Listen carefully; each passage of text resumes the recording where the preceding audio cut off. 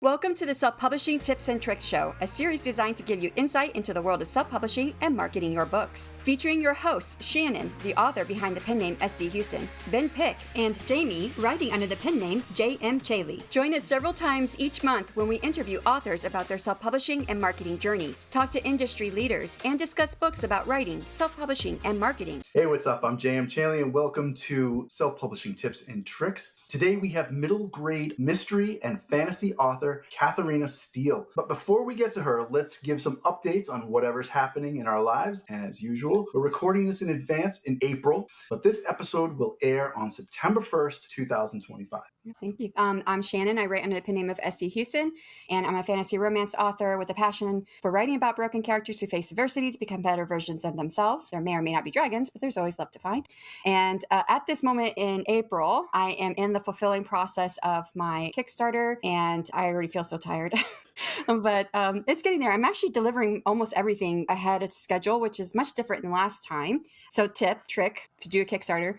So I have stretch goals, right? A lot of people do stretch goals. So like if we hit this dollar amount, we hit this number of people who back the Kickstarter, everybody will get this. And so my first Kickstarter, I said, well, I would write a short story for another couple that was having romance in the background. Well, I ended up calling that my not short story because it was 72,000 words by the time I finished. And on top of that, I said I would put it into the books as well. So it was in most copies of the main book as part of it, which meant I couldn't deliver books until I had that story done. And it took me like 5 months to get the story done. So I was still fulfilling my Kickstarter up until 9 months afterward. And I was like, I do not want to be going that long this time. I did another short story. It is a short story too. I made sure I kept to a short story. It's done already, but I did not promise to put it in the books. Just in case if it took me too long, I could go ahead and get the books out to people and the story could come later. So trick or tip, however you want to take that one.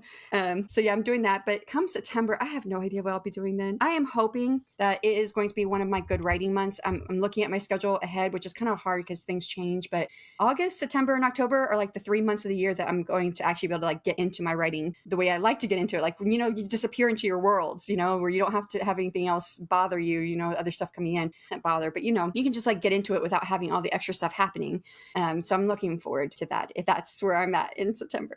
Nice. And I am Ben Pick. I am an urban fantasy author. You can see my 3 books behind me in my Into the Void series. I'm currently working on my 4th one. It is going all right. Come September, I'd like to be into the 2nd draft of it. We'll see how well that goes. I got a long journey ahead of me between now and then. In theory, I can make it, but there's a lot up in the air. But more importantly, well, I guess equally importantly, you can find me every Monday night at 6 p.m. Eastern Time on YouTube as Writing to Write, where you can see me and join in my journey to finish that 4th novel on Writing to Write, 6 p.m. Eastern Time, where I host productivity sprints. So if you want, you can join along, you can write, you can do whatever you want during that time. I host 3 different productivity sprints. It's a 30-minute, 20-minute, 20-minute. So you can join in and we can write together on a Monday night or, be productive on a Monday night. Hang out. Yeah, hang out. There we go. As for me, I am still working through beta edits and revisions, which are almost done for my sequel to The Unlife of Lisa Cooper. I'm still on track to release that in this summer sometime. I'm not exactly sure when. Might be early summer, late summer. We don't know, but definitely targeting the summer. That's coming along really well. And I'm also at a point where I can talk more about my second project, which is a novella that I'm going to be submitting to a small press sometime in the spring. I don't know when they're going to open submissions, but hopefully it'll be May sometime. And I'm hoping by September, when this episode airs, I'll have some good news to share. We'll see. But if that goes through, then I would officially become a hybrid author. So that's pretty exciting. Now, for your book, do you plan on doing a pre-order on your second novel?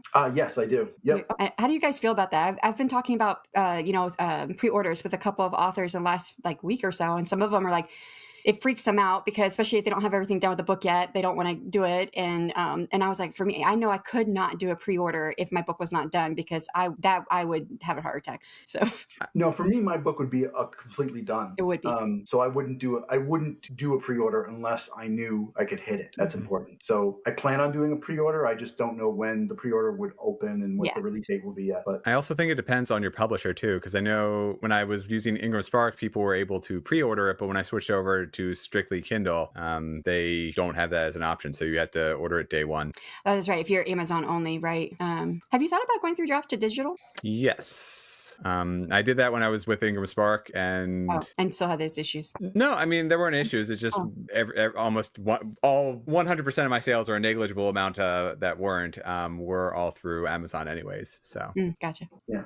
I mean, they could pre-order your ebook though, right? Yeah. I think so. Yeah, I think ebook you can put it for pre-order. It's just the paperback you can't do for pre-order. True. But yeah, I don't know. I find it fascinating, people who put their pre-order up and they haven't even finished their book yet.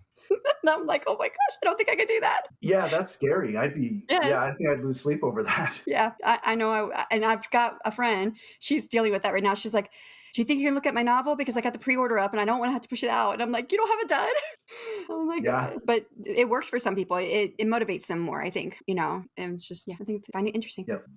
All right, so our guest is a first-generation Australian. Catharina Steel is the daughter of Dutch and Frisian Dutch parents. She believes in showing kindness to others and taking an interest in their differences, as she knows all too well how it feels to be an outsider. Her writing reflects her passion for the great outdoors, holistic health, fantasy, adventure reads, and her interest in traveling and learning about other cultures. The Forest of the Withick Wood mystery series stems from her love for hiking, the outdoors, and the enchanting essence found in these settings. Catharina's book, Vanishings, is being published by Spark Press on the 20th of May, 2025. Hey. Hi. Hey, how's it going? I'm good. How are you all? Welcome. Thank Would you. you please take a moment and tell us a little about yourself or anything that we missed? So this is actually a rewrite of the original first story that I wrote, and so I really did learn how to write on that book, and it's been an interesting journey. I think what you've said is good. I don't really. Jamie's Sorry. my hero. Yeah. Well, tell us a little bit about your journey to start writing children's fantasy and self-publishing your first book. So when I started to write Vanishings, I actually had zero idea what I was doing.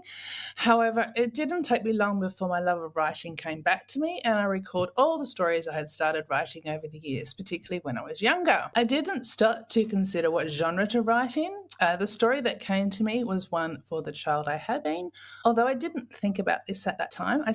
I basically stumbled through writing it. At some point while drafting this story, I figured that I needed to think about getting an agent.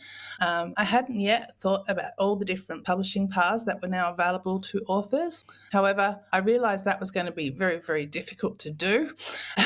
And this is also the time when I found out I could actually self-publish. So I decided to do that, but I made that decision at that time without any real understanding about the publishing industry or what was involved.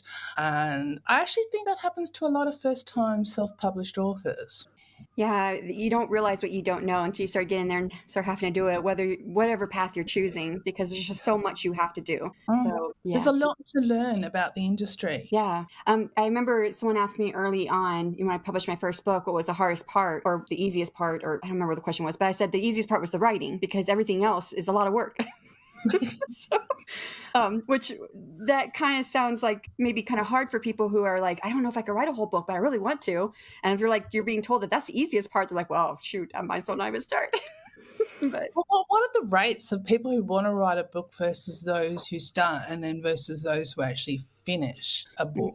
It's pretty slow, that percentage rate, isn't it? Yeah, I think the last time they did a poll on it was early 2000 teens, I think. I was actually trying to find that figure, but yeah, they say that it's very small percentage of those who start actually finish.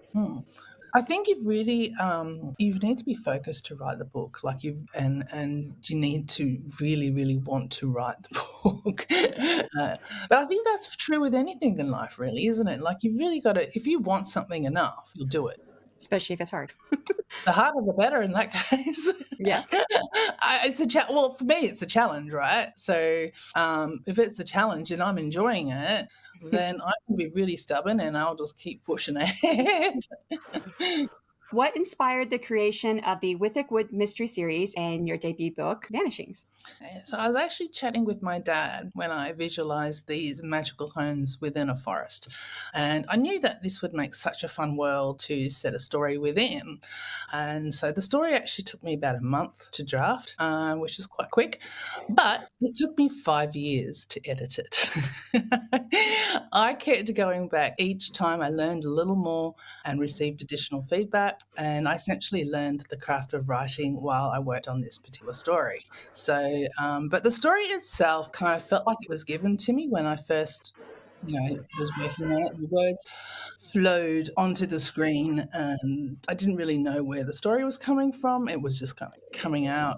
I didn't know where it was going, so I really felt like I stumbled through that first draft because I really had no idea what I was doing. But that's where it came from. I feel like that's possibly how it is for most writers. We don't really know as much until we actually start writing, and then we start learning more about it. We understand how the craft works. So I was about to say, you're among friends with that 2-year time limit or whatever, where you feel like you have to just keep improving upon it based on what the new things that you're learning, and every single thing that you all of your experiences keep adding more and more to the book. The book certainly grew as far as word count goes. I did actually look at word count expectations for a novel for children. And so I knew, because I was like, how big does the book need to be? Like, how long, how much do I have to write? So I had got it to, around the 40,000 mark, which is a good number for this age bracket. But once I started editing and really got into understanding the elements that I needed to have in there, and show, don't tell, and all of that good stuff, the words kind of, you end up writing more words. So even when you're cutting stuff out because it's not really serving the story, I still ended up with more words. That is the author's curse. You started your publishing journey by self-publishing. Now you've gone the hybrid route with Spark Press for your upcoming novel. Can you tell us about the journey and transition, as well explaining what the hybrid model looks like to you?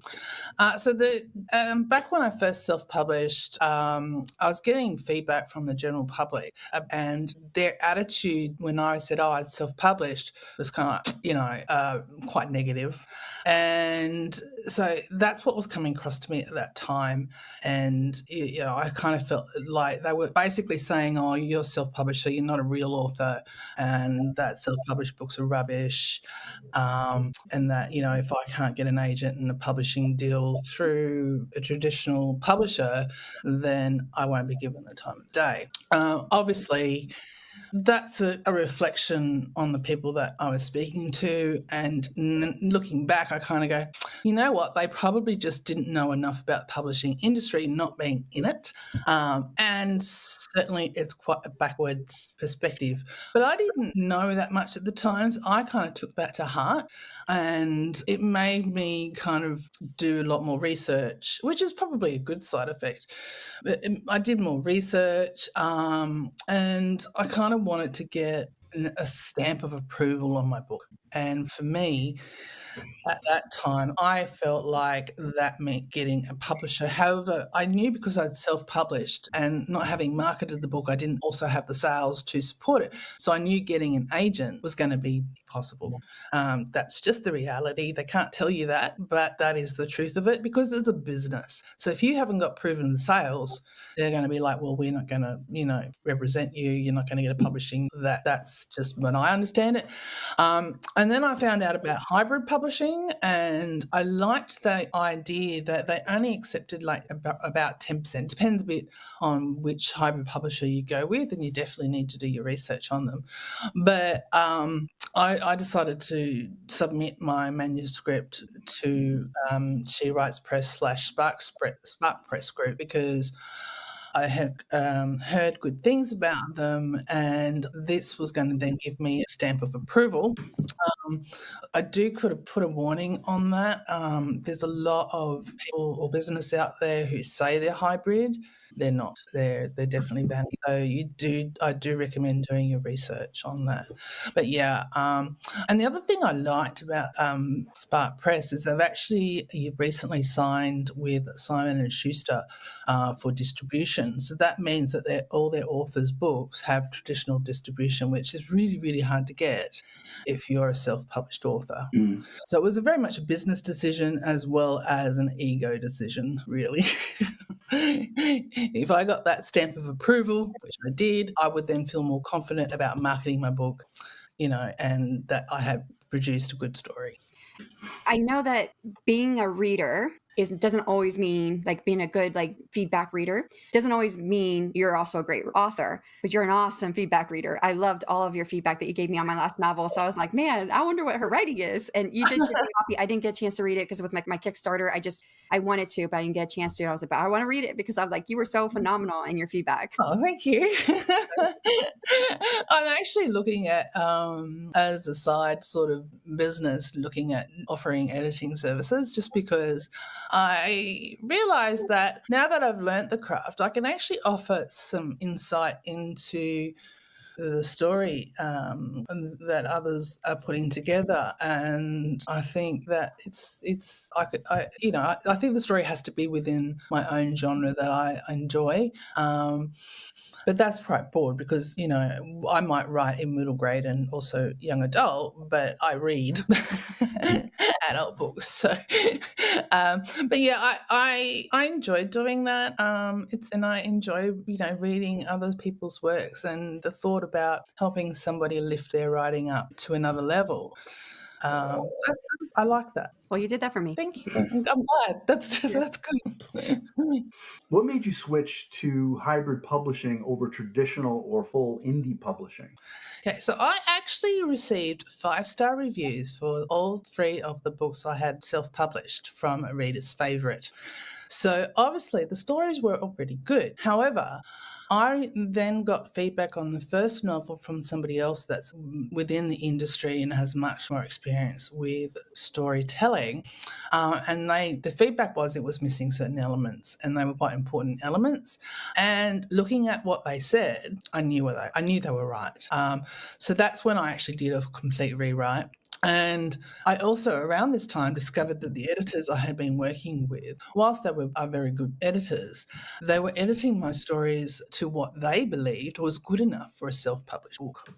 I was so disappointed to find that out because for me, there's no difference between what you should be aiming for, whether you're traditionally publishing, hybrid publishing, or self-publishing. You should be aiming for the same thing. So that was heartbreaking for me because I'd spent quite a bit of money on editing and publishing only to discover that it wasn't being edited to the standard I had thought it was being.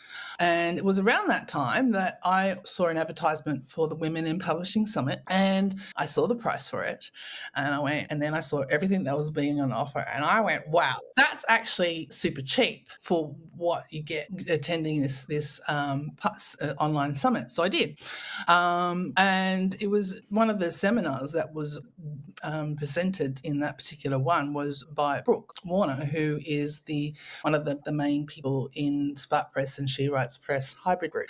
And she talked about what hybrid publishing was. And this is when I found out about it and found out about them. And I went, oh, that's actually a really good option. And that's when I actually decided to look more into it and ended up going down that route. And that's how we met too. Exactly. And Women in Publishing and the women's group, writing group that I'm in as well. Yeah. Well, you also offer a prequel novella, Magical Pete, exclusively to newsletter subscribers. What was your goal with that strategy and how has it helped build your audience? So the goal with writing Magical Pete was that I wanted to give something that was a decent, sort of effectively like a generous freebie for people to entice them to sign up to my newsletter. And that's definitely, I think it creates some goodwill between you and potential fans. However, it's also, you still need to gain visibility because if people don't know about you and they don't know about the freebie, they're not going to sign up because, they don't know. So you've still got to do a lot of marketing around that. And it's a lot harder for a middle grade author to get that kind of visibility because it's not like your audience hangs out on social media because they literally are too young to have an account. Now, I know some do get around that, but I would say they're potentially the exception to the rule, and they're not necessarily either readers as well or readers of my genre.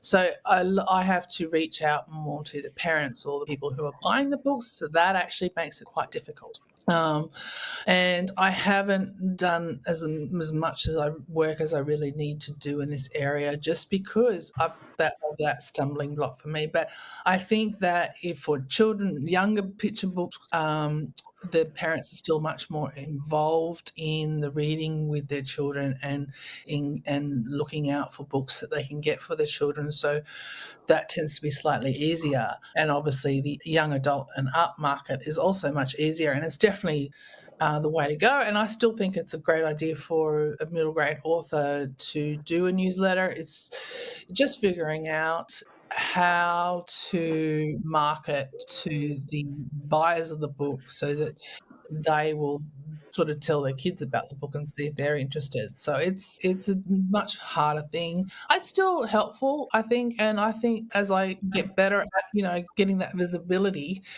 so that people know about me, that will make a difference. But it is definitely a harder road in the middle grade market. I wanted to circle back to earlier on in your writing career when you were talking about that 2-year period of rewriting that first book. What was something about self-publishing that surprised you, like something you didn't know until you were really deep into the process? So I'm going to answer this one more from what I discovered about the quality of self-published books out there. Which ranges from excellent, you could say, you might even think that was a traditionally published book, the quality is that good, which is really great, to the amount of authors who don't get editing done. And therefore, there's a lot of mistakes in their books. And for me, I'm like, one of the things I just never questioned about using an editor. It was something I went, yeah, obviously that I need to do that. So I was actually quite surprised to learn the amount of self-published authors who didn't at least get beta readers. Who do actually pick up a lot of stuff. Beta readers are definitely, a great, if you can't afford an editor, and I do get costs, if you can't afford an editor, then go for a beta reader or alpha readers, depending on which part of the process you're in. But yes, for me, that was the biggest surprise. And I do struggle with it because, you can put money aside and just save up for an editor. And for those who kind of feel like they don't want an editor to ruin their story, I think that's a bit of an excuse, to be honest, because they don't want to get the feedback and hear perhaps that their story isn't that good. But an editor won't do that. They're going to try to be positive. They're going to say, look, this is great. I love this bit here. Maybe you could, do it like this a bit more. Watch out for these sorts of things. You're telling here rather than showing, or you're, information dumping here, this bit slowing the story down, that sort of stuff. And this is all elements to writing a story that's compelling that the reader can't put down. So I was just really surprised to discover how many people didn't use editors or at least beta readers.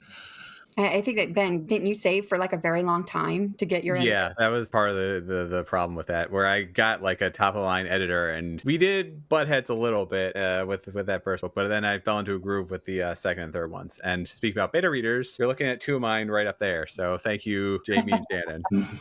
Love the fantasy books. Yeah. You're a member of the Women Writing Other Worlds collective. How has being part of that writing community impacted your publishing journey? So this is the first sort of true writers group that I joined, and it's the only writers group that I've joined. I had been in some Facebook groups over the years, but I found that there's a lot of negativity and a lot of misinformation in those groups. So I ended up leaving. I just found it unhelpful and just wasn't worth it. So definitely would say to people, I mean, some Facebook groups might be good, but I think you're better off trying to find another group outside of those forums where you're actually with writers who have published and who have experience and different skills across different boards. And that's one of the things. So I met Janet, who was at the time setting up or resetting up the group or restarting it, and through the Women in Publishing Summit, and I decided to join in. I've never looked back. You've got fantastic women in this group, and they've got all different skills that cover the spectrum within publishing. And so you can, if you're not sure about something, and one of them set up a Discord channel for it, so we can just kind of pop on there and say, "Oh, look, I found out about this," and provide information, or we can say, "Look, I'm not sure about this. What do you think?" And with Discord, you can just pop on at any time that works for you, and so it's a really good source of information, help, and you also provide guidance and help yourself when it's something that's within your skill area. And I find it really beneficial. We also meet on Zoom once a month, so we don't have to attend to each one, but it's good to try to if you can. And it's just nice to see people's faces and actually hear them, about where they're at in their journey and what's going on with their writing. And I actually have found it super helpful. I'm not sure what other groups are like because it's really the only one I've been in, but I think I might have gotten a bit lucky because it is an amazing group of women who are very talented writers, talented in other areas outside of that, which will help with publishing information across marketing or design of book covers, internal page design, all of that good stuff. Yeah, and for those who don't know, I'm in the same group with Catharina. That's how I know her, and we've known each other for a few years now.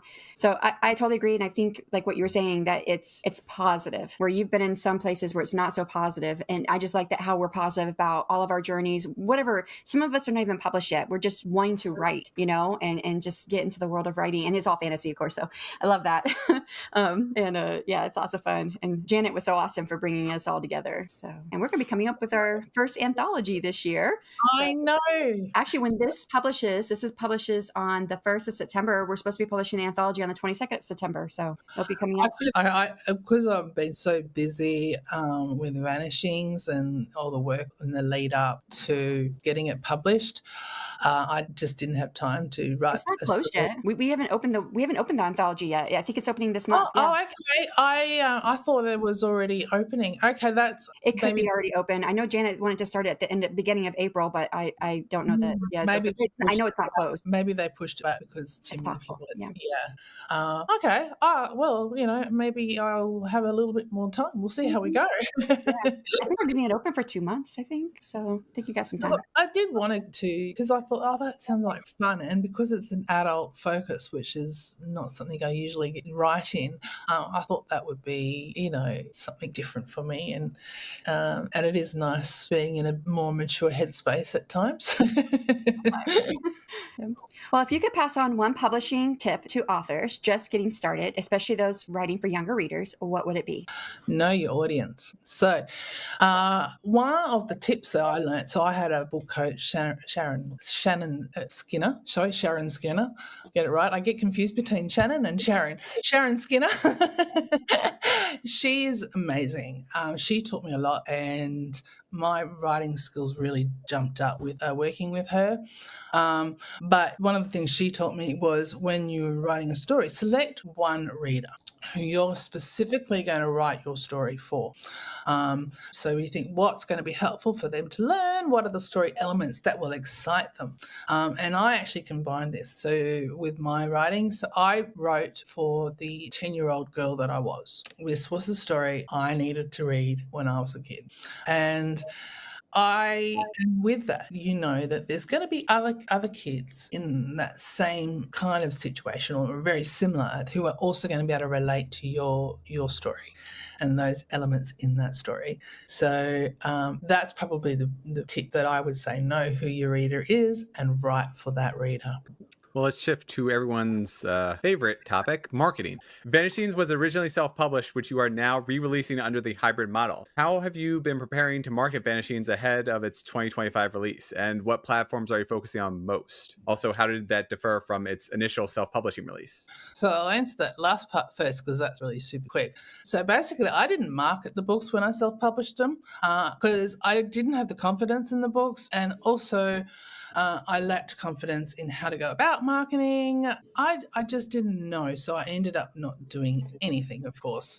So basically, everything's different. Because I decided to go down the hybrid publishing route, there's obviously like I'm contributing to the cost of publishing, and the level that I'm publishing at is a lot more expensive than the self-publishing route. And so if I'm going to be spending that kind of money on publishing, I'm going to spend some money on marketing. And because it's outside of my area, I sort of went, you know what? I'm going to work with a publicity firm that's got a good reputation, who's got contacts already in the industry.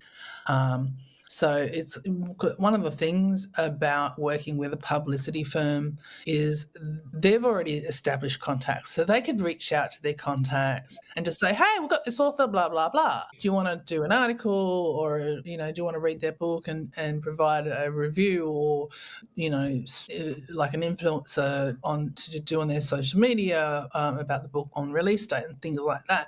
Whereas if you're not going to be using a firm, you're going to try to do it all yourself. If you haven't already established a relationship with them, you've got an uphill battle. That's a lot of work you're going to have to put in. You can't just reach out to, do a standard letter or email or whatever to these people, because that is not even going to get looked at. So you have to do a lot of time researching each person you're going to reach out to. You need to spend some time thinking about what you're going to be able to offer them for that. And so that's a lot of time and energy, and it's something that scares the living daylights out of me. It's just not something I'm comfortable with at all. So for me, it was a bit of a no-brainer. Yes, it's a big cost, but they're really good at, I've been writing so many articles, like guest articles for different magazines that they have garnered for me to be able to do. I would never have been able to achieve that. They've managed to get me on a couple of podcasts, and they've also managed to get me a number of influencers who are going to be, running reviews of my books on their pages, and I've got written questions that have been sent to me that I've been providing answers to. For all, and I wouldn't have been able to get any of that on my own. So I definitely think working with a quality publisher, a publicity business, makes a huge difference. They know how to get because it's all about visibility. I mean, some authors talk about the advertising that they're going to do, which is paid for type marketing. And the thing is, if you're just starting out as an author, you don't often have the platform that's going to make a difference. So if you're going to advertise on Amazon, you need to have X number of 4 and 5-star reviews for that advertising to pay off. On social media, you need to have a certain amount of following for your ad to get any kind of views and click-throughs to sell you the book. So none of these things actually work very well if you're just starting out, because you don't have the following. You don't have the reviews on your books yet. So it's just not going to work. So then what do you do? So this is why you want to start building up different platforms, whether you go down the email route entirely or whether you're using social media. You want to start building all of that up. And this is all stuff that I've started doing over the years to get to this point now, because it takes a long time. And so, doing all of that now is not something I have been doing before.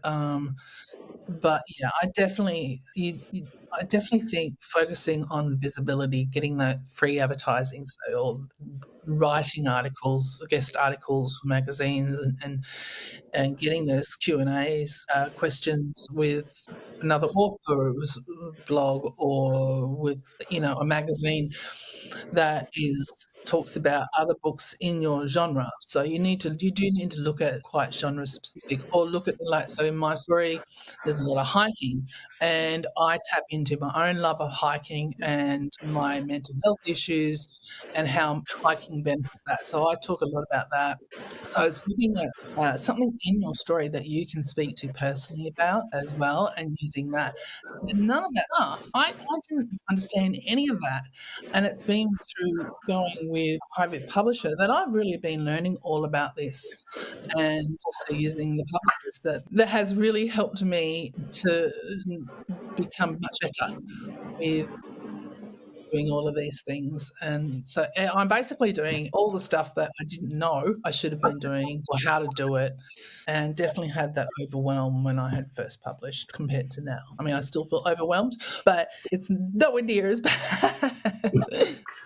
On your website and blog, you touch on things like library donations and metadata. How much of your marketing strategy includes researching libraries, schools, and educators? So after I wrote that particular blog, I just was talking with somebody in publicity. Basically, they said that's really hard to get unless you're an established author, and particularly at the moment with what's going on in the US, getting into schools. If you can be perceived in any way, shape, or form as being in a DEI landscape, they won't even give you the time of day because they're too afraid they're going to lose their funding. So that's a sad reality. So you've got to consider the market really that you're currently in, what's going on, and it's going to be after you've built up a certain reputation. So to get those school visits, particularly, you need to have a expertise in an area that you can talk on. So it's not just going to be about your book. So I would, if I wanted to talk about mental health, I would actually need to have a psychologist degree to support me to be able to talk on that. And so it's really, it's actually a lot harder than people think. And even getting your books into libraries, it's not just a matter of donating your book.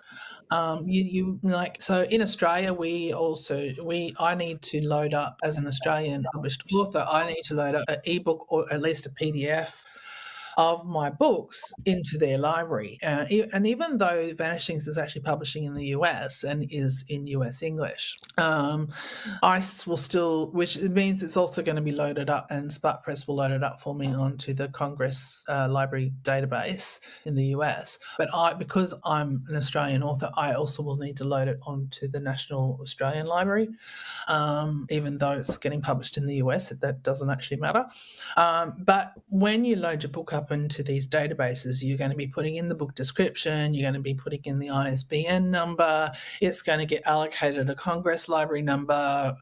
And so when you donate your book to a library, they're going to go to this database to pull the information into their system. So if you haven't loaded the information up in there, or because I don't know, this information isn't sort of readily out there. So I don't know how many self-published authors are even actually aware they should be loading their book up onto the Congress Library's database. But if the library can't get their information into their systems, they're not going to put your book on the shelf. And you've also got to remember, just like a bookstore, there's limited shelf space. So if that book doesn't get interest, it's not going to stay on the shelf. Even if it does make it on the shelf, it's not going to stay on the shelf. So all of these things is a lot harder to do than what I first realized.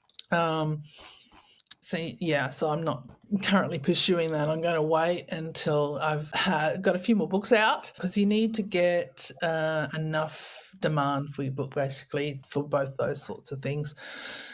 So it's actually, all of this stuff is much harder than what it's like, oh, that's a great idea. And then when you go into it, oh, that's going to be hard, which is a sad reality. So the LCCN, I actually do have a podcast episode. It's one of the mini tips and trick episodes I did last year. And I just learned about it then. So none of my books are have an LCCN or LCCN, because you have to apply for it before your book is published. And since all of my books were already published, I can't get the LCCN, which makes it easier for you to get into schools and libraries if you have that number. But Exactly. now I know about it. So you have to do it. You have to send it in, and it's a really easy form. It's right online. In the episode I have for the self-publishing tips and tricks, I gave the link. You just go in, you sign up for it. You do have to pay for it. And then when your book is published, you have to send them a copy of your book. So, but yeah. Yeah, it's but you've got to remember that. Actually, I don't think you pay for it. You pay for the book to be sent. You don't pay for anything else. No, but the other thing that you need to consider is that just because you've donated your book to the library doesn't mean they're going to put it up on the shelf. True. So I would probably reach out to the library first, whether you do it via email or pick up the phone and actually call them and then speak to somebody. I would probably get a feel for whether they're actually interested in the book and having it on their shelves, because it's still a cost to send it there, and if it's not going to end up on the shelf, then well, I mean, to have it in the Library of Congress, I can't remember what the rest of it stands for. That's just getting a number, and you could put that number into your book. Yeah, no, you definitely need to do that. I would do that regardless of whether you're approaching a school or not, or a library or not. You need that it becomes there. part of the national record as well here in the US. So, and the thing is, you might not donate your book to a library like now, but you might wait until you've established some demand for that book, and then do it. It's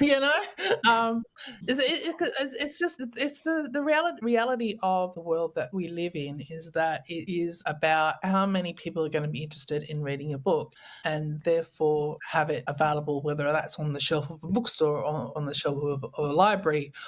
Or, do you have enough kids who know about you at a school, or, for you to get these things? It's so it does actually, you do tend to need to have developed an audience base first, any of that stuff. Yeah. So it's a lot. Yeah, it's a lot harder than what you would think. Yeah. But, well, if you could only pass on one thing to aspiring self-published writers, what is your best marketing tip or trick? Visibility. Focus on getting visibility. I don't worry about the ads, because until you've got enough of a following or enough reviews, none of that stuff's going to actually do very well. It's just not going to help. Basically, the cost versus benefit is not there yet. So if you can afford to hire somebody in the business, particularly if that's like me, that's outside of my skill base, it's outside of my comfort zone. I save really, really hard, and I have managed to get a good publicist to help me out, and that's made a world of difference. But if you don't have that option, I would definitely attend seminars that sort of talk about how to do these things. Get a good understanding so that you can then start to feel comfortable with it. Start focusing on one person at a time, and then hone the craft of reaching out to businesses, magazines, podcasters, influencers. But definitely focus on the relationship with them. Remember, it's actually a two-way street.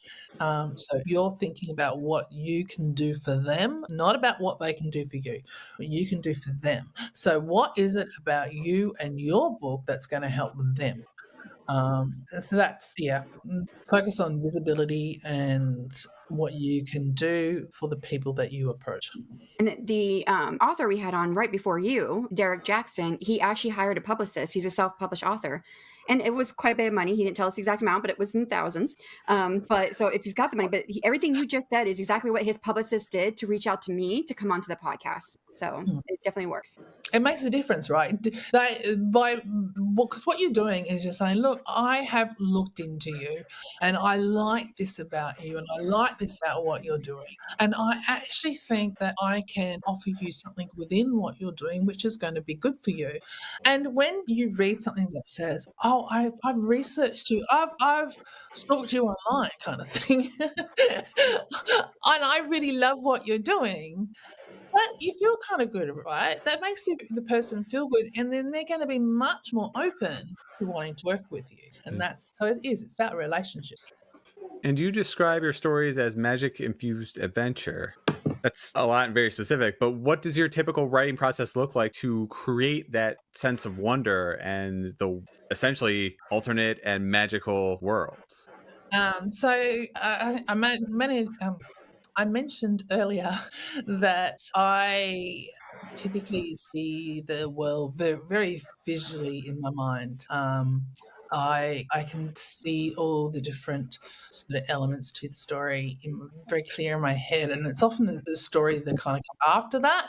Although sometimes it comes at the same time, but I definitely see things very visually. And so when I'm first doing that, I do what I call exploratory writing, which is very, very similar to pantser writing, where, well, pantser writing to me is kind of like writing by the seat of your pants, following the nose to wherever the story goes. Whereas exploratory writing for me is a bit more, I'm writing about the scenes that I have visualized, and that's not necessarily sequential. And I'm very focused more on getting a feel for the story, getting a feel for the characters, getting a feel for the world, so that when I'm then go and then I work out a rough like my YA book that I did poetry writing for the series was around 70,000 words. So, but some of that is going to end up in a lot of that ended up in the prequel I've already written, and then a big chunks also in the first story. But I've got parts that actually are in books 2 and 3 for that series that are written. So, but what it did do is it gave me a feel for the story, characters, the world, and also how many books potentially are in it. And then I actually go into a bit of a high level outline, and I use that outline to then go back in. So, and I also do like work up character profiles. So, which I will then go back when I'm drafting the story, which I take the exploratory writing and I pop that in throughout my story as it fits. And then I go back in and I draft a book. But when I'm doing that, I'm then focusing on the words that I'm using, so that it's going to create the feel that I want. So words can be very specific to a scene. Is this a happy scene? Is this a bright, joyful scene? The words that you're going to use when you're in that kind of a setting is going to be reflective of that. If you're in a dark scene, it's a heavy scene. You're going to be using words, the darkness. So I I do a lot of that when I'm go. I do try to get some of that in when I'm drafting the story. But when I find that I do a lot of writing during my editing. Then I really look at the words that I'm using, and I think about, is that really getting across to the reader? Is that immersing the reader into the story? Are they really getting a feel, like, is this giving them the goosebumps for this particular scene? Is this going to make them smile or laugh for this particular scene? And so I find that it's easier to do that stuff in the editing. But because I do very visually see things, I do have a lot of elements already in there, but I tighten it up in editing so that it's really that the reader really gets that. Well, my hope is that the reader really gets that immersive experience whilst they're reading the story, so that all the words that you've chosen provide that experience. How do you keep your stories grounded in themes that connect with middle grade readers while also letting your imagination run wild? Well, I don't worry about the theme too much at first, and you'd be quite surprised.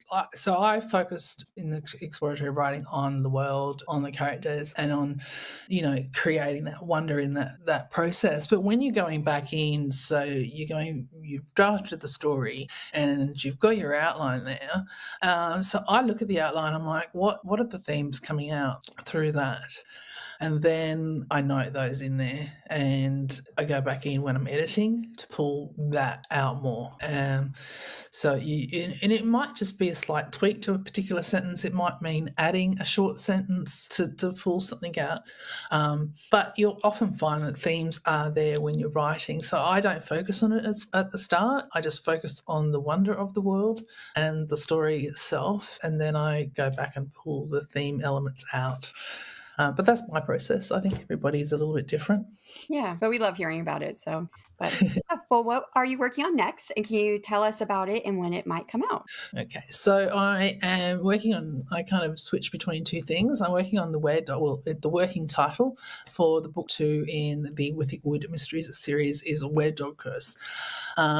That's basically been drafted. I've just got to go through and edit it, and I'm hoping to start working with an actual editor later on this year. But I haven't decided the publishing path for that yet, so I'll have that obviously impact when that gets published. If I decide to go back to self-publishing just because of the cost, it is a quicker path to getting it published. But I haven't made a decision yet. So if I go a hybrid again, that will be a much slower road to getting published, because you're looking at 18 months to 2 years after you submit the manuscript to the publisher, so it can take quite a while. But I've also got the third and fourth books basically drafted for the series as well, so all of them are in different stages of editing, basically.